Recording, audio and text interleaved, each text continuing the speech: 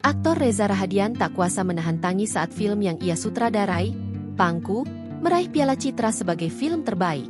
Di panggung penghargaan Festival Film Indonesia, FFI, 2025 yang digelar di Taman Ismail Marzuki, Jakarta, Reza tampak memeluk para pemain dan tim produksi Pangku sambil menitikkan air mata. Pangku sendiri berhasil mengalahkan Jumbo, Pengepungan di Bukit Duri, Perang Kota, dan Sore, Istri dari Masa Depan dalam kategori tersebut. Ini susah banget, ibu saya ada di rumah hari ini menonton. Ibu saya bilang, doa mama beserta. Kata Reza mengawali pidato kemenangannya sambil menyeka air matanya berusaha menahan haru. Kamis, 20 November 2025, malam. Buat saya film ini adalah wujud terima kasih saya pada kekuatan perempuan-perempuan hebat di luar sana yang terus berjuang di tengah keterbatasan yang ada, buat bayu-bayu kecil di luar sana. Lanjutnya, Reza juga menyuarakan harapan terhadap masa depan akses pendidikan di Indonesia.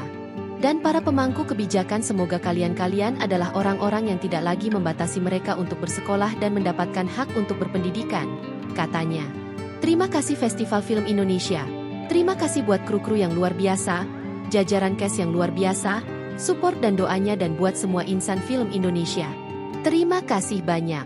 And for my lucky charm, Mo, I love you so much, tambah Reza. Dalam FFI 2025, film Pangku membawa pulang 4 piala citra dari 7 nominasi yang didapat.